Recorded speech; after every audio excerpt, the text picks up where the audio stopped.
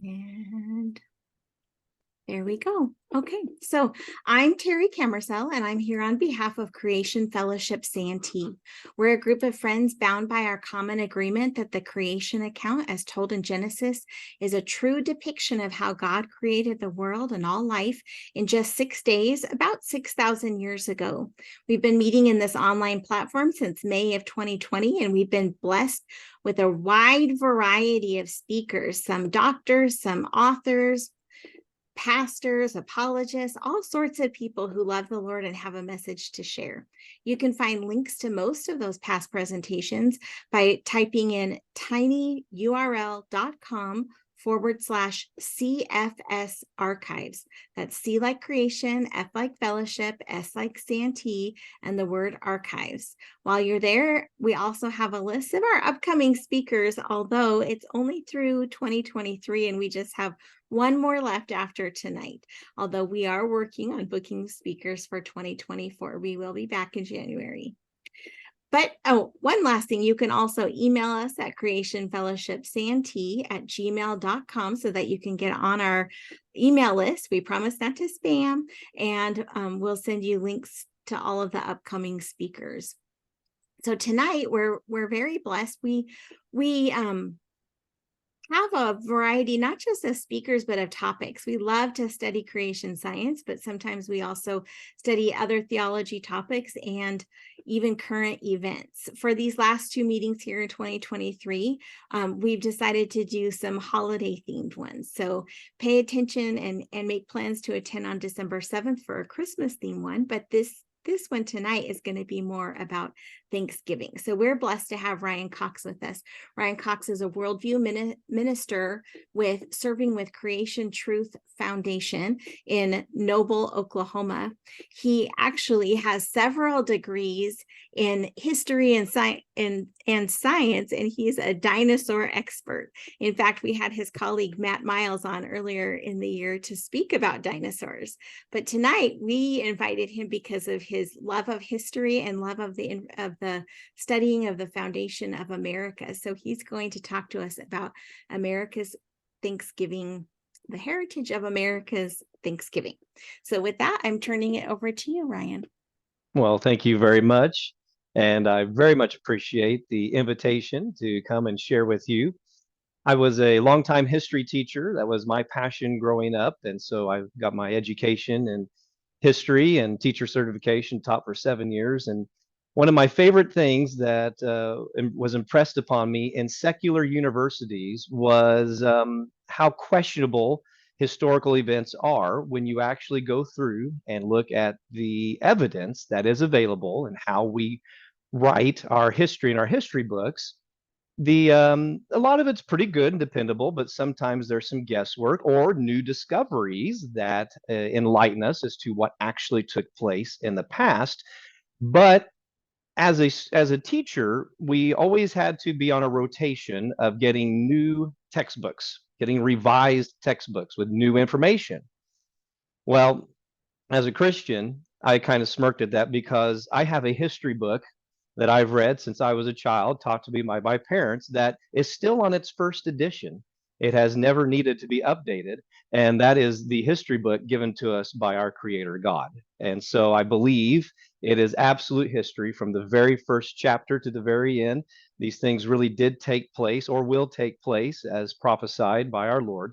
And so I appreciate the opportunity to share history. So I got to teach history for 7 years in public education, and then went into full-time ministry, and I'm now with Creation Truth Foundation. This foundation was established by Dr. G. Thomas Sharp, who has retired, and that's when I came on as part of the ministry. You met my colleague Matt Miles, who is the president, and he got to share with you about dinosaurs. So Dr. Sharp traveled the country all over, sharing about dinosaurs and the reliability and the true history that is found in even the creation account of the entire book of Genesis. But there was one thing that also was a passion of his, and that was American history. And he believed that America, even though it was founded upon biblical principles and a Judeo-Christian ethic, it too has been, as Doc would say, evolutionized and paganized, and that's why we've seen some more trying times in America's past history. And so he would speak about that. Well, when I joined the ministry, Matt said, "Hey, we need somebody to pick up that part of the ministry as well and share some history." And so we have developed a program that we call Our American Founding. And so I'm going to switch over to my other screen now. There we go. And so Our American Founding, and we have however many presentations you would like for us to do when I come and share on that. This one particularly is the Pilgrims, and so I somehow I ended up with a P theme. The Pilgrims, the Patriots, the Protected, the President, and the Preachers, and the Proclamation. However many of those we get to do. I want to share a little bit of the Pilgrims with you this evening, as that would be setting us up for our Thanksgiving time. And so to do that, this is the Pilgrim's journey actually begins about the exact same time as Jamestown was being settled. Jamestown, as you know, was settled in 1607. Well, back in England at that very time, Archbishop Tobias Matthew, he, under the charge of the king, had begun raiding homes in Scrooby in Nottinghamshire, imprisoning those who would not adhere to the Church of England. Well, there was a group of separatists, not necessarily Puritans. Puritans sought to try to purify the Church of England. Separatists decided it's a lost cause, and so we're just going to separate and worship on our own, and we're going to do it based on how we read and understand the scriptures, not based on somebody dictating it to us. And so this group, led by men such as William Brewster and John Robinson and Richard Clifton, had begun worshiping the Lord according to their own personal understanding of the scriptures and not by the decrees of the king. They decided that because their homes were being raided and the pamphlets and literature they were producing were being frowned upon and was serving as opportunity for them to be imprisoned, that they should try to leave the country. That, however, was also illegal unless you had permission. You would gain permission from the government. Well, in 1607, they attempted to try to do so anyway and go over to Holland. Holland was a province of the Netherlands, which is there on the northern part of the mainland of Europe, wedged between France and Germany up there. And so they were going to try to get over there and be able to worship in freedom. Well, when they attempted that in 1607, the captain of the ship that they had chartered betrayed them and turned them in, and so the men were arrested. They were treated leniently, though, according to what was written in a journal by a young man who had joined the separatists named William Bradford. Well, they decided the following spring in 1608 to try again and see if we can get to freedom. And they wanted to take their families, obviously, but they decided that to try to draw less attention to themselves, of a big group of people, of entire families, men, women, and children, getting on a boat and trying to go over there, that they would split up. So they were going to go 60 miles up the coast, further from where they had first done their attempt, because that's a pretty long distance, especially back then when you didn't have a car or a train to get there. And so they thought that'd be a good way to try to get there. The women and children journeyed down a little river to the coast, and the men would walk overland. So they didn't see these families trying to escape England. They would then board a Dutch ship that they had chartered once they all arrived and hurried to get on and leave. Well, the women and children arrived a day earlier than the men. They made pretty good time going down that little river. Well, they sat there kind of on the coast, and they didn't see anybody was there, and they didn't want to sit out there in the open. Plus, the waves tossing back and forth was getting them a little seasick. So they decided to go back up the river and kind of hide out there for a while as they waited for the men to arrive. But the tide went out. And in the morning, it hadn't come back, and their boats got stuck in the mud, and they weren't able to get down there. The men arrived that next morning, see no one, but they're sure they're going to show up at any time. And the boat is there, and the captain is there waiting for them to get on. So a few of them start getting on board the ship and get ready to go.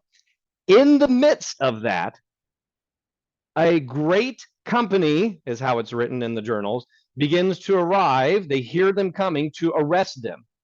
Well, the men who are on the boat are kind of stuck on there. Some of them who are on the dock jump off and run to try to hide, and the Dutch captain weighs anchor and he takes off with these men who realize they're leaving and they don't have their families with them. They don't have their wives and their children with them. So they tell them, get back, we got to go back. And the captain's like, no, I ain't getting caught by the authorities. And they kept pleading with him, no, you got to go back, And so finally he says, okay, he relented, and he goes to turn around. Right when that happens, a thunderstorm strikes up out of nowhere.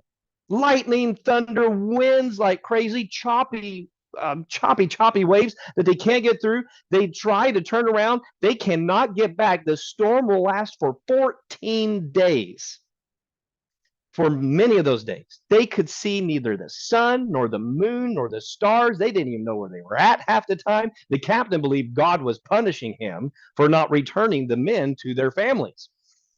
However, if this storm had not suddenly risen and struck at just that right moment, and kept those men from returning to their families and being arrested, there may not have been an America as we know it today. For when the authorities arrived and found only women and children, and some of the men who had ran off, because the women and children didn't show up and finally get there, they felt a little awkward trying to arrest children and women. So they kind of detained them for a while, asked them questions, and said, okay, well, you can go on home, but don't do this again. Well, the husbands and fathers who had made it, they did finally arrive in Holland, were able to acquire some land and purchase some homes, and they sent for their families, and they all then eventually finally made it to Amsterdam there in the Netherlands. Well, they decide after a little bit to move to the town of Leiden.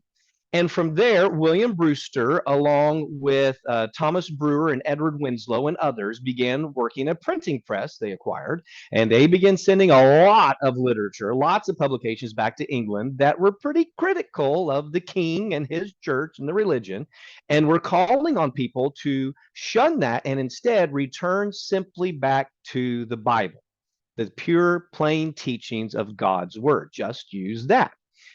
Well, it got so irritating that King James eventually sent out an international manhunt for these men. In addition, after being there for what would end up being about 12 years of residency, the separatists' children had kind of really started learning the Dutch customs and language. And for them, they felt like they were losing some of their English heritage, because they still were proud of their English history and their heritage. And they thought the Dutch were a little more secular maybe than they decided. And so they figured they needed to pursue a new means to freedom. They went about it the new way that this was all happening in the 17th century, in the 1600s, and they acquired a land patent from the Virginia Company, and financing from, this is one of my favorite parts, the company that would finance it and seek a profit from this new colony, if they got the permission to go to the New World, to the American colonies, that company was called the Merchant Adventurers. I'm sure they had great commercials to get everybody to join. Anyway, so they're going to seek a profit for this. Well, Deacons John Carver and Robert Cushman, they went and handled the negotiations, because they could kind of get in and be with a little more subtlety than William Brewster, who was kind of well known and was in hiding because the king had sent people all the way over to the Netherlands to try to find these guys. And the company, to make sure things ran smoothly, they were going to send their people as well. Men like Miles Standish, who would be the military leader, and Christopher Martin, who would be the governor of the colony. And so they all get ready. They charter a boat that they're going to take and travel across the ocean to the New World. And you probably all know the name of that boat. It was the Speedwell. Very good. Everybody who said Speedwell got it correct. Mayflower. That was the boat. No, the Speedwell. The Speedwell was actually purchased by the efforts of the Pilgrims. Many of them sold their homes and their lands to get on the Speedwell. On their way over to England, where they're going to meet up with another boat that's been chartered, not purchased, but chartered by separatists that had been recruited and were going to leave their homes as well. Well, on their way over there, the Speedwell developed a bunch of leaks. Some claimed it was just an oversized ship, that the mast wasn't right. Some said it was just wasn't built right. Either way, the boat's not going to make it. This is not good. So they get to England and they're like, what do? We can't go on this boat, but we've sold our homes and our land. We don't know how we're going to get there. So what do we do? Well, the people who had chartered this other boat said, you take it, we can stay here at home and we'll catch the next ship and go over. So that's what they decide to do. And so they're going to go over and they get on this boat called the Mayflower. And that's how they got on that boat. So the Puritans from Holland, I'm sorry, the separatists from Holland, they're going to go on that, and the other people are going to stay there. And so they cram a total of 102 passengers with about 30 or so crew that run the ship, and they're going to depart, this is kind of funny, Plymouth, England, on September 6, 1620, and they're heading for the Hudson River Bay in what is today New York. As you can see, it was just a little bit cramped. All they had was just this deck right here where they would be on, with no restroom facilities, no laundry mats, no really much of anything, no nice, really good kitchen or stuff. And so they're going to wear the same set of clothes the entire way there. If people get sick and whatever, you're going to be right beside them the whole way, swaying back and forth on the boat. Not a pleasant trip at all. You had on the boat 49 from the Leiden congregation who had sold their homes and were coming this way. You had 13 apprentices or servants who were with them, plus 31 individuals or family members who had been recruited by the merchant adventurers who were not part of the congregation. So in their journals and their letters, they refer to them as the strangers because they were strangers to their faith. And then there were about 6 apprentices or servants. Edward Winslow recorded that 2 dogs also made the trip, an English Mastiff and an English Springer Spaniel. And so they all get on there. Now you can see on the screen there on the boat how cramped it is.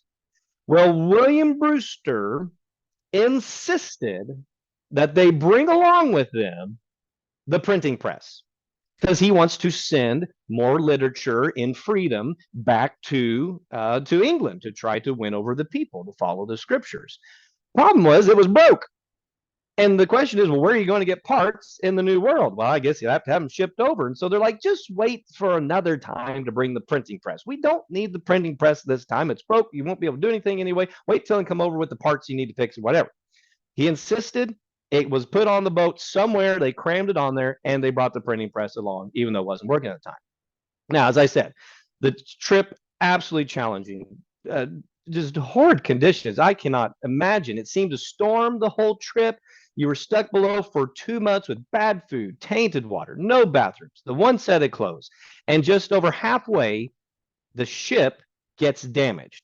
William Bradford wrote, after they had enjoyed fair winds and weather for a season, they were encountered many times with cross winds and met with many fierce storms, with which the ship was shroudly shaken, and her upper works made very leaky.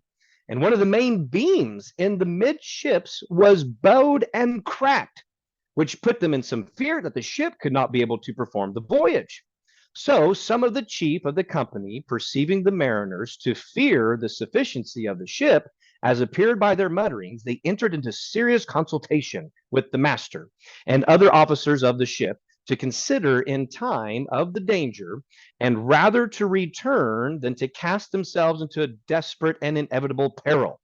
But in examining of all opinions, the master and others affirmed they knew the ship to be strong and firm under water, and for the buckling of the main beam, there happened to be on the ship, there was a great iron screw the passengers brought out of Holland, which would raise the beam into his place. What big giant iron screw was on the boat that wasn't being used at that time, but somebody had insisted they bring along with them? The giant iron screw of the printing press. If they hadn't had that, they may have decided to turn around and not make the journey. Well, as Bradford writes there, so they had the giant iron screw and they to raise the beam into his place. The which being done, the carpenter and master affirmed that with a post put under it, set firm in the lower deck, and other ways bound, he would make it sufficient. So they committed themselves to the will of God and resolved to proceed. And that's how the ship was able to continue on. Now, Bradford goes on to note, he said, in sundry of these storms, the winds were so fierce and the seas so high as they could not bear a note of sail. And in one of them, as they thus lay at Hull in a mighty storm, a lusty young man called John Howland, coming upon some occasion above the gratings, was with a seal of the ship thrown into sea. But it pleased God that he could hold of the topsail halyards, which hung overboard, these big long ropes, and rein out at length. Yet he held his hold, though he was sundry fathoms, I'm trying to read 17th century English here, underwater, till he was hauled up by the same rope to the brine of the water, and then with a boat hook and other means got into the ship again, and his life saved. Just kind of showing you how treacherous this journey could be at times. And though he was something ill with it, yet he lived many years after and became a profitable member both in church and commonwealth. In all this voyage there died but one of the passengers, which was William Button, a youth servant to Samuel Fuller, when they drew near the coast. He got sick. They got close there to their original landing spot, which they wouldn't end up being there. They'd go on closer, and he died just a day or two, I think it was, before they landed at Plymouth. But to omit other things, that I may be brief, after long beating at sea, they fell with that land, which is called Cape Cod. Land was sighted on November 9th, 2 months after they had set sail.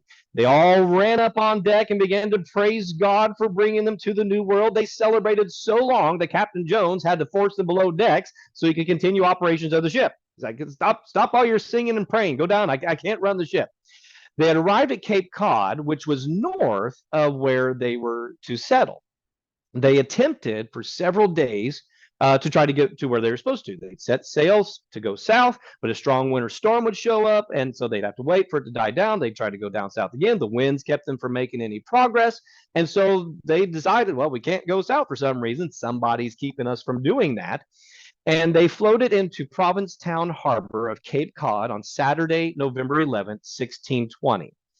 Now, this land was out of their patent's jurisdiction. The Pilgrims see this as an opportunity to draft a new charter, a contract, a governing-based contract between them and the strangers, those who were from the merchant adventurers, of how they would live in peace. And since they wrote this compact on the Mayflower, they called it the Mayflower Compact. And this is the famous painting that you've often seen of it. So it provided a social contract between them, between the Pilgrims and the tradesmen, the adventurers, so they would all have an agreed upon terms of how to live peaceably together in this area that was outside of the original patent. And in case you've never read it or seen what it said, this is what it said. In the name of God, amen. We whose names are underwritten, the loyal subjects of our dread sovereign Lord King James, by the grace of God of Great Britain, France, and Ireland, King, defender of the faith, etc., having undertaken for the glory of God and advancement of the Christian faith and honor of our king and country, a voyage to plant the first colony in the northern parts of Virginia, do by these present solemnly mutually in the presence of God and one another, covenant and combine ourselves together into a civil body politic for our better ordering and preservation and furtherance of the ends aforesaid, and by virtue hereof to enact, constitute, and frame such just and equal laws, ordinances, acts, constitutions, and offices from time to time as shall be thought most meet and convenient for the general good of the colony, unto which we promise all due submission and obedience. In witness whereof, we have hereunder subscribed our names at Cape Cod the 11th of November, in the year of the reign of our sovereign Lord King James of England, France, and Ireland, the 18th, and of Scotland, the 54th, Anno Domini 1620. Now you have read the Mayflower Compact. in case you never had before. Now, what's really important, though, we got to make sure we understand. What did they say was the reason for this trip, for coming here to the New World? The reason I asked that is because my wife, when she was a young lady, her family took a trip to the New England states and went to Boston, and went over to where they have the Plymouth Harbor there at Cape Cod, and went on a recreation of the Mayflower. They call it Mayflower 2. They've taken the tour, and I've taken the tour as well, but I don't remember this part. Their tour guide specifically said, now, most people think the Pilgrims came here to find religious liberty, but that's not really the reason. The reason they came over here was to start a new colony to make a profit for the merchant adventurers. There was no reason of religious freedom for them coming over here. But I recall, though, in their very own words, right here, we have undertaken for the glory of God and advancement of the Christian faith and honor of our king and country, a voyage to plant the first colony in the northern parts of Virginia. They say in their own words, the whole reason for taking this trip is to be able to worship the Lord in freedom.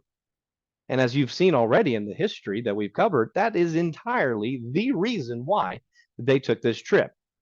Just a sad state of the secular education we have sometimes in our country today.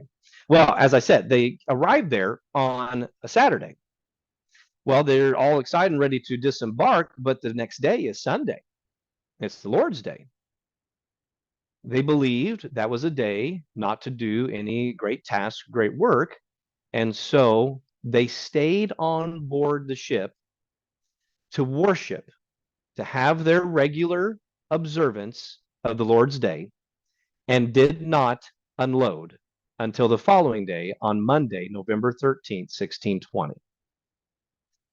Now, I think about that, and I'm thinking, if I'd been stuck on that boat for 2 months, I would be desperate to get off at the very soonest possible opportunity. But they believed observing the Lord's Day was more important. So finally, on Monday, November 13th, 1620, the Pilgrims set foot in the New World. They explored the land, and eventually on December 16th went out to Plymouth Harbor, where they settled on a location on December 21st. However, weather kept them from starting home construction until December 23rd. Now, December 23rd, in what would eventually become Massachusetts, that's a great time to start building a house. No. The area, not very conducive with the winter that was coming on. But so guess where they had to stay most of the time? They still had to stay most of the time on the ship until they could finally get every building they got, then they can move a few more out there and everything. The area had been called, it's kind of interesting, it had been identified on maps as New Plymouth by this guy who was really good at making maps named John Smith. You may have heard of him. And so he made that map back in 1614. And when he did that, he had brought home a native named Squanto who had been living in England for 9 years. Well, the colonists decided we'll keep the name Plymouth, and since we just left Plymouth, England, and this is already called Plymouth, we'll call this Plymouth Colony. Now, as I said, this winter was harsh with freezing temperatures, disease, not much shelter, and of the 130 or so original passengers, only 53 would survive to the following November. Of the 18 wives that had come on the trip, 13 died by the end of the following March, including William Bradford's own wife. Isaac Allerton, he lost his wife, and now he had his 7, 5, and 3-year-old to care for. 13-year-old Mary Chilton had both her parents die, as did 13-year-old Elizabeth Tilley. How would you like to be a 13-year-old stranded with a group of people you've gone to church with, but no family, clear on the other side of the world in the midst of a winter that you don't know if you're going to survive or not? 12-year-old Samuel Fuller lost both of his parents. Susanna White was pregnant and gave birth to a son on the Mayflower in November while they were anchored in Cape Cod. Her husband would die that winter. leaving her with her infant and 5-year-old sons to take care of. She'd be the only surviving widow, and she is pictured, I'll show you in the famous painting by Jenny Brownscombe from 1914, in the famous painting of the first Thanksgiving. Despite the almost indescribable, unable to fathom difficulties, they refused to give up. They did not get back on the Mayflower when it left to go back to England on April 5th. They knew God had called them to be there, and that God was not going to give up on them, and that this colony could survive if they would just have faith to follow him through this. Well, on March 16th, after this winter is coming to an end, there in 1621, a man named Samoset walked into the village. He had learned English when he was captured and then eventually released by English fishermen in present-day Maine. But he had his friend named Squanto, who was just mentioned, who had been captured in 1605 and returned home for good in 1619. Squanto's life is an amazing story. I highly recommend you look it up sometime. He would make the trip across the Atlantic 6 times in his life, and had kind of a few miraculous events happen to make sure he got home. When he heard that there was this new group living here, what was called Plymouth Colony, he went with Samoset and Chief Massasoit to visit the colony. While he was gone back in England, when he had been captured and eventually got back, there had been a terrible plague, a disease that had come in and wiped out his entire tribe. So when he got back, he was very depressed because everybody he had known was dead, all of his family, all of his tribe. And so he wandered about from tribe to tribe and finally was welcomed into Chief Massasoit's tribe and was living with them. Well, he finds out there's a new group living there, and he could have been bitter about it. He could have been upset because they were English white men. But when he found out that they weren't offering trade for anything, he thought they were just coming to make a profit. To try to do some fur trade, because that's all he'd seen people do. When he found out that's not what they were doing, they were just simply interested in how to grow crops, how to survive, and offered whatever they had as an exchange of just friendship. He thought, well, these people are acting a little differently. So he asked to go with them, and he did, and he was just blown away by these people and how they behaved, how they treated each other, their brotherly love for one another. They were selfless, hardworking, wanting to take care and help other people. And he became infatuated. He was just excited about this kind of people living in the territory, in the land that had once been inhabited by his tribe and his ancestors. He attended their worship services. He listened to them read the Bible and pray. And the colonists become very fond of him as well. In fact, when he's captured by a rival tribe, Miles Standish, whose wife had also died that winter, he will lead a group to go rescue him, which eventually, after they do that, and Squanto kind of negotiates with him and everything, it would lead to 50 years of peace between the colonists and the surrounding native tribes. After they rescue him and bring him back, Bradford will show him the story of a young man who also had been put into captivity, and it seemed very discouraging, but eventually God worked it all out for the good of Joseph when he was sold into slavery into Egypt by his brothers, and how God brought about good and great things through that, and God could too also bring about great things through Squanto, and Squanto and Bradford became close friends, and Squanto too became a Christian.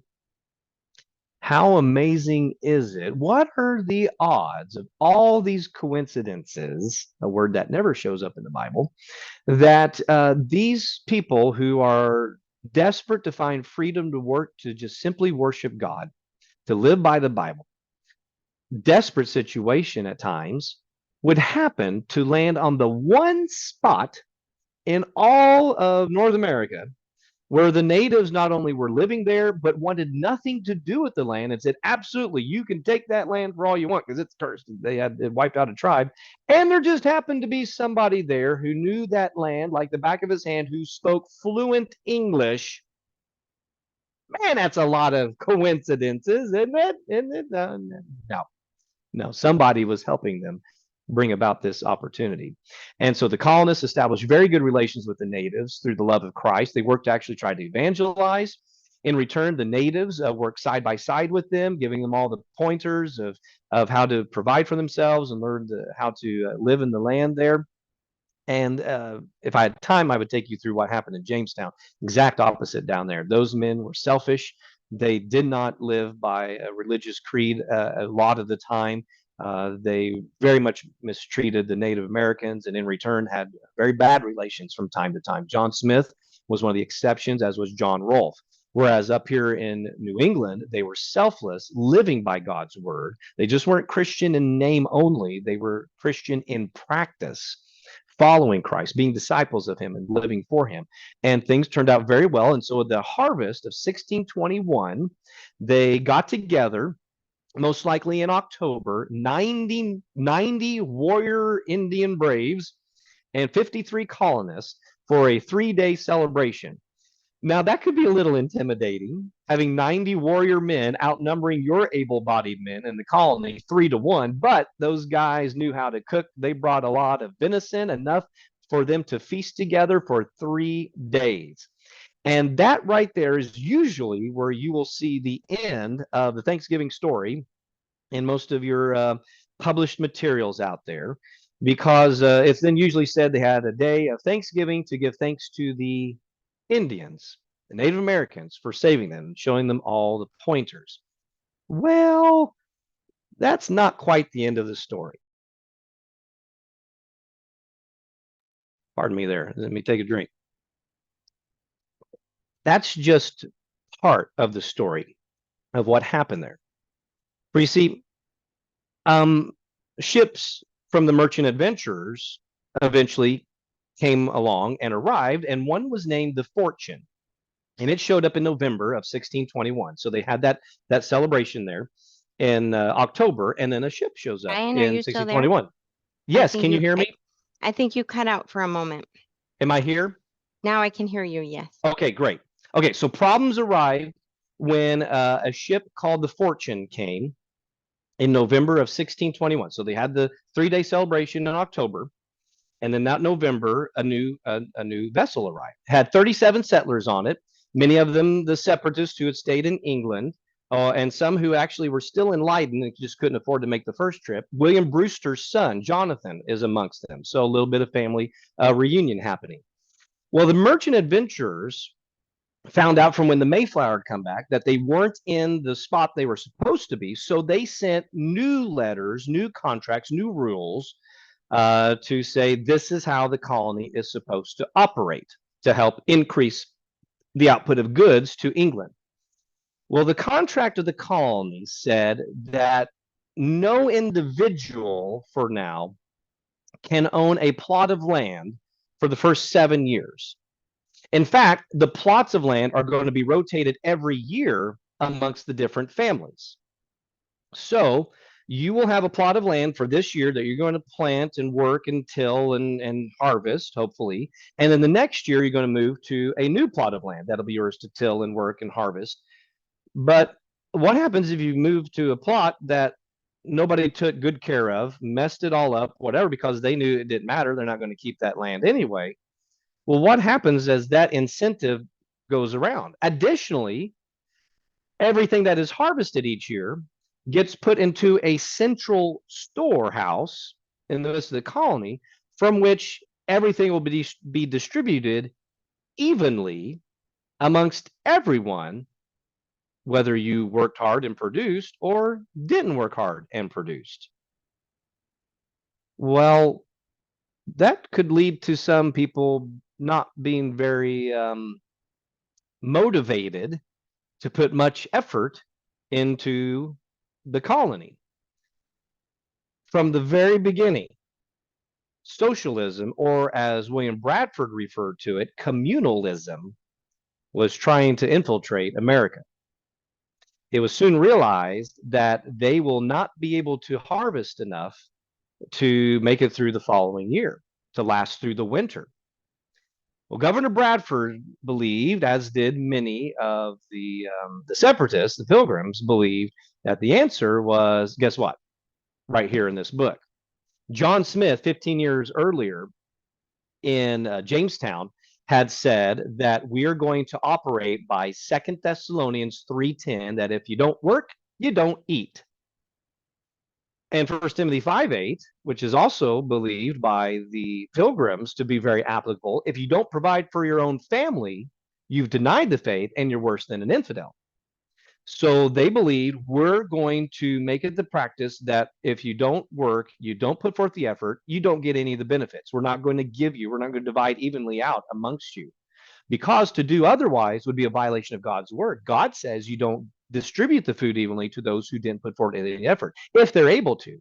If they're not able to, if they're incapacitated or just not capable, then obviously you do. You help those. You take care of those. That's what James says is good religion. You take care of like widows and orphans and those who can't. But for those who can work and they don't, you don't let them have any food. Governor Bradford, this is what he recorded as what was happening. He said, and after they began to come into wants, many sold away their clothes and bed coverings to the natives. Others, so base were they, became servants to the Indians and would cut them wood and fetch them water for a cap full of corn. Others fell to plain stealing, both night and day from the Indians, of which they grievously complained. In the end, they came to that misery that some starved and died with cold and hunger. One, in gathering shellfish, was so weak as he stuck fast in the mud and was found dead in the place. His feet sunk down into the mud, and he just sat there, and he basically froze to death. And they found him; he was just slumped over. They were still standing as he was trying to fish. All this, Bradford says, while no supply was heard of, neither knew they when they might expect any. So they began to think how they might raise as much corn as they could and obtain a better crop than they had done, that they might not still thus languish in misery. At length, after much debate of things, the governor, with the advice of the chiefest amongst them, gave way that they should set corn every man for his own particular, and in that regard trust to themselves and all other things to go on in the general way as before. And so assigned to every family a parcel of land according to the proportion of their number for that end, only for the present use, but made no division for inheritance, and ranged all boys and youth under some family. So here's what they're going to do. Everybody's going to get a plot of land based on the size of your family, but we're not going to do the rotating thing. Now, it's not yours to own because the rule says not for 7 years, but we're not going to do the rotating thing. It's yours to work and to harvest. And for those young men who don't have a family to get their own plot of land, we will assign them to anybody who's willing to welcome them in. We're going to get everybody taken care of, but they too have to work. They got to put forth some effort. Now, as you're going to see in a minute, that a lot of these boys spent their time just running around, horsing around, playing, chasing girls, goofing off, that kind of stuff. And they decided, hey, if you're going to do that, you're not getting any food to eat. Well, these guys are a bunch of soft, Jesus-loving people. They'll give us something to eat when we're really hungry. After a few days of not getting anything to eat, they decided to start working and pitching in. So guess how this turned out?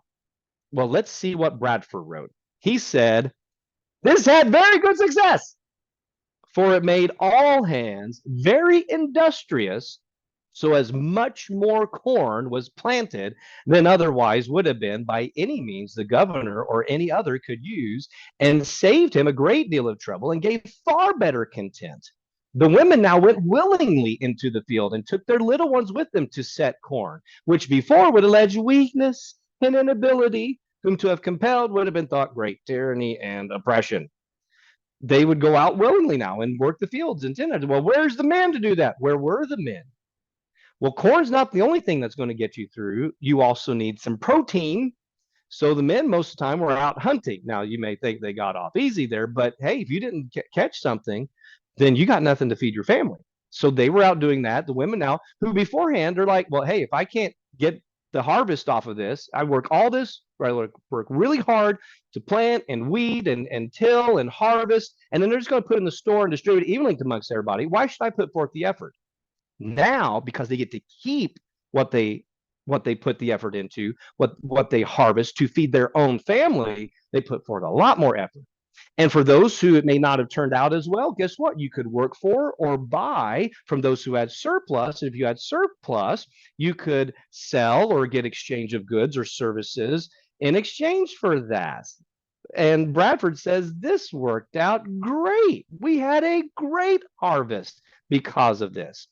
So Bradford makes a very interesting note about this. He said the experience that was had in this common course and condition, this communal idea, tried sundry years. This wasn't a new idea. And that amongst godly and sober men may well evince the vanity of the conceit of Plato's Greek philosophers and other ancients, applauded by some of latter times, that the taking away of property and bringing in community into a commonwealth would make them happy and flourishing as if they were wiser than God. Notice what Bradford said, based on his understanding of this, was the exact opposite of God's wisdom. He said this whole communal thing, this socialism thing, is directly in contrast to the wisdom of God. For this community, so far as it was found to breed much confusion and discontent and retard much employment that would have been to their benefit and comfort. For the young men that were most able and fit for labor and service did repine that they should spend their time and strength to work for other men's wives and children without any recompense. The strong or man of parts had no more in division of victuals and clothes, victuals or food provisions, than he that was weak and not able to do a quarter the other could. This was thought injustice. The aged and graver men to be ranked and equalized in labors and victuals, clothes, etc., with the meaner and younger sort, thought it some indignity and disrespect unto them. The old men were going to have to do all the work while the young men were off goofing around. And for men's wives to be commanded to do services for other men, as dressing their meat, washing their clothes, etc., they deemed it a kind of slavery. Neither could many husbands well brook it. Upon the point, all being to have alike and all to do alike, they thought themselves in the like condition, and one as good as another. So it was disastrous, this whole socialism thing, this communalism thing. And Bradford concludes, and so if it did not cut of those relations that God hath set amongst men, yet it did at least much diminish and take of the mutual respects that should be preserved amongst them, and would have been worse if they had been men of another condition. Just think if they weren't Christians, how bad this would have turned out. Let none object. This is men's corruption, and nothing to the course itself. I answer, seeing all men have this corruption in them, God in his wisdom saw another course fitter for them. From these extremities, the Lord in his goodness kept these his people, and in their great wants preserved both their lives and healths. Let his name have the praise. From then on, the colony flourished. Establishing new settlements, they became a starting point, a training center for new colonies, all while remaining steadfast upon the word of God. It was then in 1623 that everything was looking great, everything's going wonderful, when from the third week of May to the middle of July, no rain. Corn began to wither. The colony came together to figure out what can we do. Well, in that kind of condition, there's really only one thing you can do, and that's pray. So they decided they were going to have a whole day of fasting and prayer. Bradford, who I feel like if he had one, he would have brought an umbrella with him. He noted that when they did so, there wasn't a cloud in the sky, not a sign at all that there was going to be any rain. But that night, that very night, after their full day of prayer and fasting, Bradford writes, it began to overcast, and shortly after to rain, with such sweet and gentle showers as gave them cause of rejoicing and blessing God. It came without either wind or thunder or any violence. And because if it did, what would happen? It would destroy everything, or it'd wash it away or blow it over. And by degrees and that abundance, as that the earth was thoroughly wet and soaked therewith, which did so apparently revive and quicken the decayed corn and other fruits, as was wonderful to see, and made the Indians astonished to behold, blew their mind what they saw happen before their very own eyes. And afterwards, the Lord sent them such seasonable showers with interchange of fair, warm weather, as through his blessing caused a fruitful and liberal harvest, to their no small comfort and rejoicing, for which mercy, in time convenient, they also set apart a day of thanksgiving. And that's how this nation was founded. Upon God's word, full faith and dependence on him, giving him all the praise and honor, including a special day of thanksgiving unto God. Even Susanna White, with her infant and 5-year-old, you can see them pictured here in the 1914 painting by Jeannie Brownscombe. Jeannie Brownscombe, the first Thanksgiving, right here. This is supposed to be her with her 5-year-old and infant giving praise.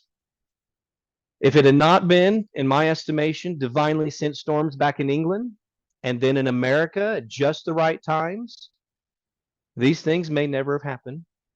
And we would not have the tremendous bounty of the richest, freest nation to ever exist, for which we could enjoy to such wonderful blessings as we even get to this very day, including this time of year. So it's my contention that when I go and I teach this, I don't teach that God needed the United States, he needed to establish his country so we become this great launching point of missionaries and Christian evangelism all around the world. My contention reading this is the people who came here, they came here and lived their lives based on this. And in return, God blessed in amazing ways. And we were able to become such an amazing country and get to send out the incredible missionaries and the incredible mission support all around the world because of those people who came here and established this country upon God's word. As we were talking earlier there about the Constitution before you all came on, many the foundational principles of the Constitution has much of its framework and laws and rules based right out of the scriptures.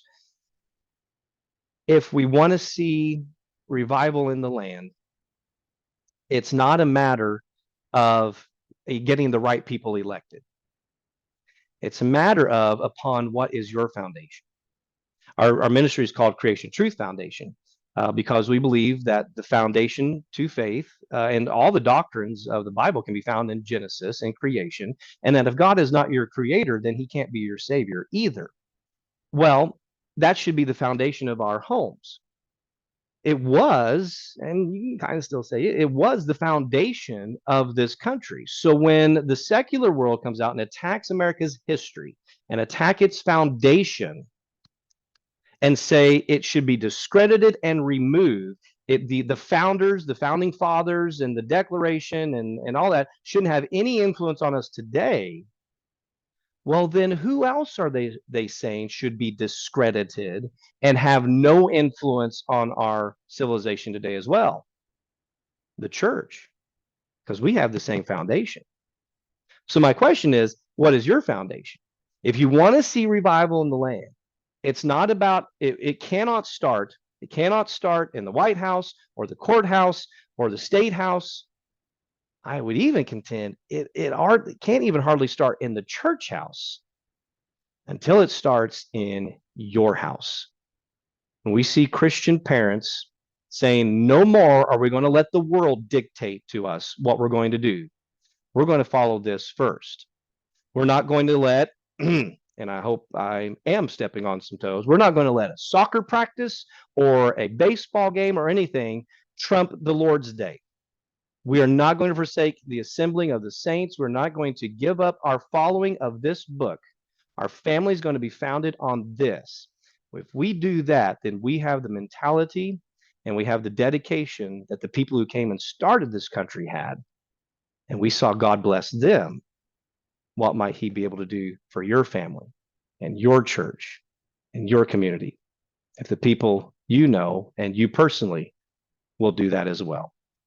And so that's my message of Thanksgiving. And I thank you very much for the opportunity to get to share it with you this evening. Oh, that was really awesome. I really enjoyed that. Well, thank you.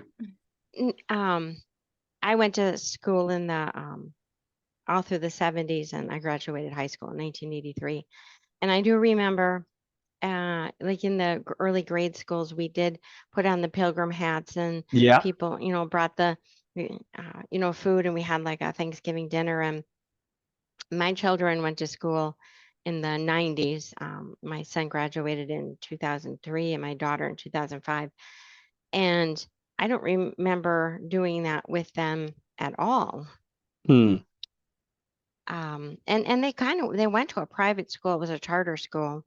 Hmm. They talked about it, but they didn't get dressed up or anything like that, which was really kind of sad. And they thought it was weird that we did that. I did it in the 80s. So yeah, I hear you. I remember doing those exact same things. Yes.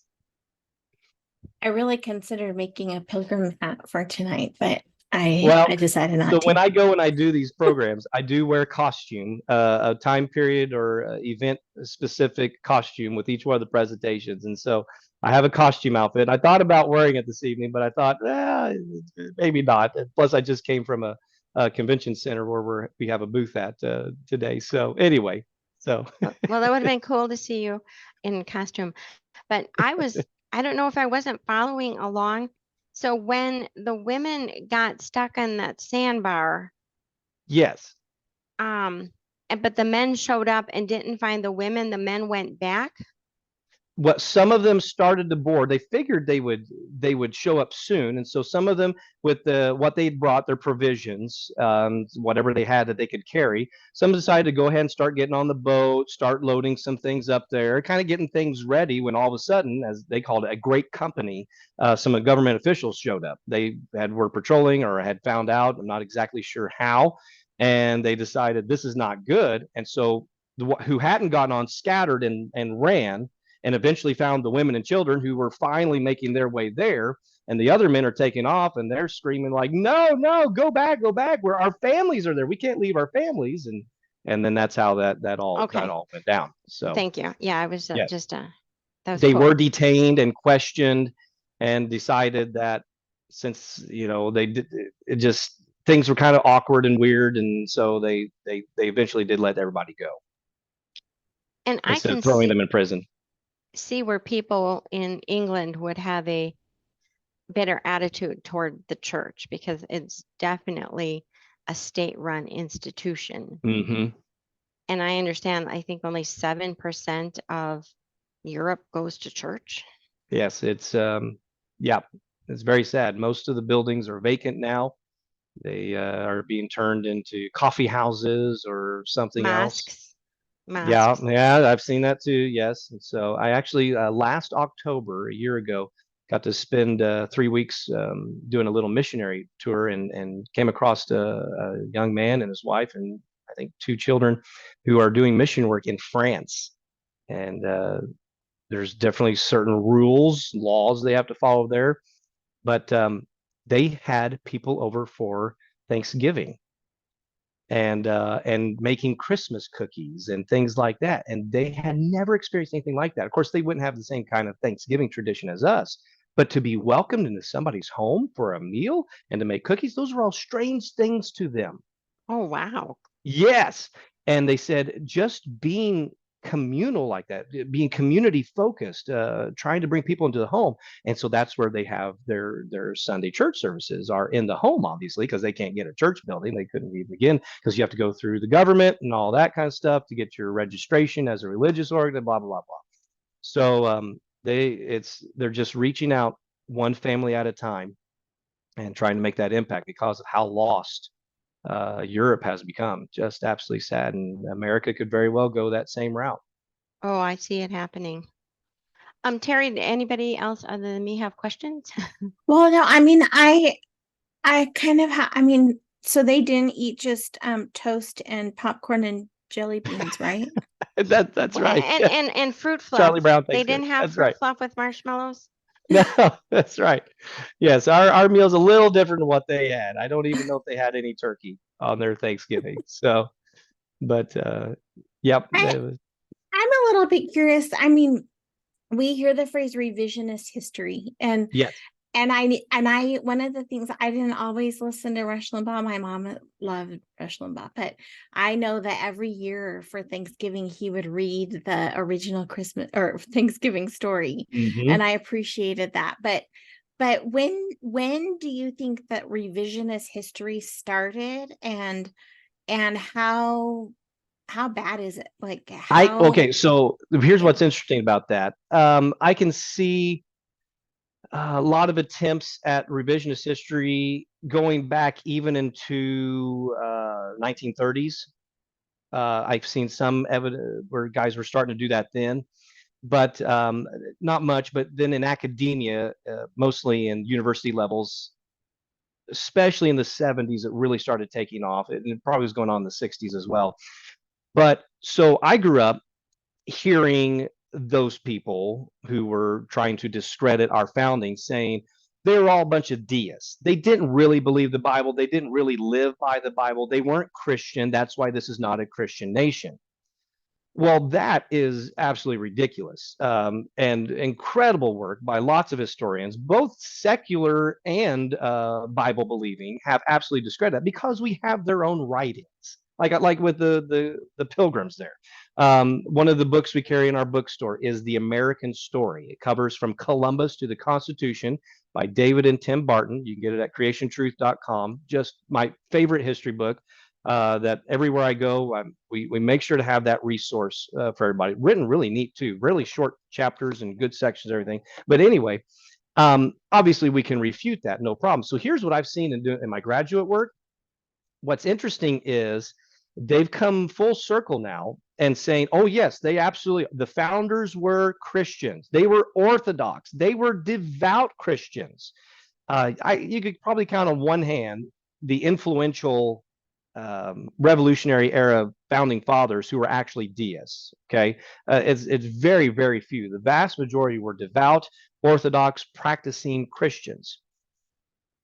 So what they say now is that's why we can't have our founding anymore. That's why the Constitution is so bad, because those Bible believing, Bible Christian practicing Orthodox Christians were slave owners, they were white supremacists, they oppressed women. That's why we can't listen to them. That's why we need to get rid of that, tear down those statues. That's why the church today, we can't listen to it anymore, because they're the same thing. They live by the same book. So you see how they brought the argument full circle now.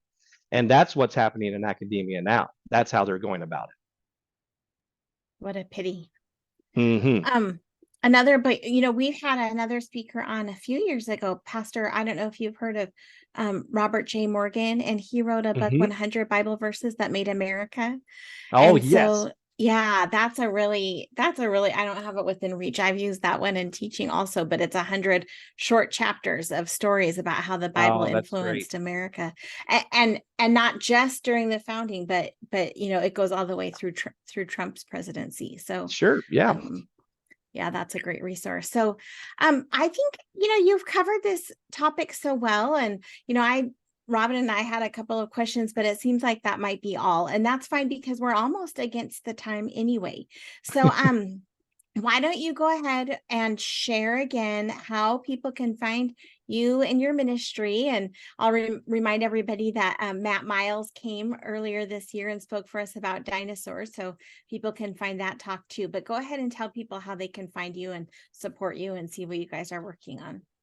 Creationtruth.com is our website. That's the best way to find out about us.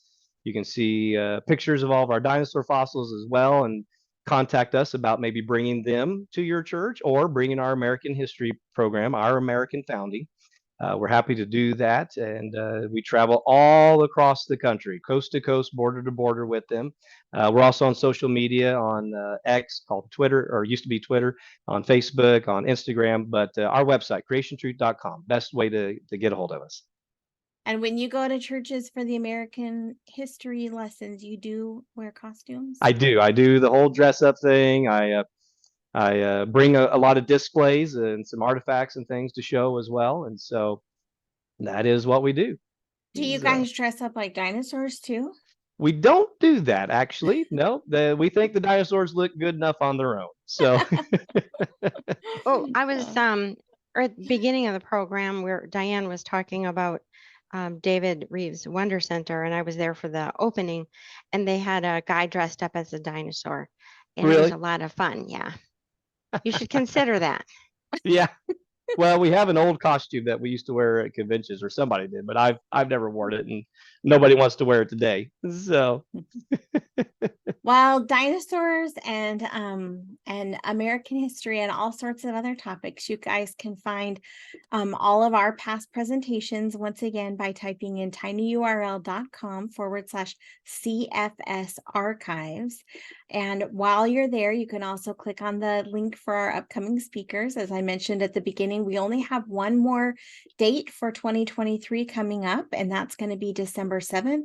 We'll be hosting Pastor Mark Kirk from Calvary Chapel, Knoxville, and he'll have a Christmas themed presentation for us called A Son is Given. And in the meantime, we hope you guys all have a happy Thanksgiving, and we hope to see you back for that Christmas presentation. With that, we're going to go ahead and sign off the live recording and the live stream and recording.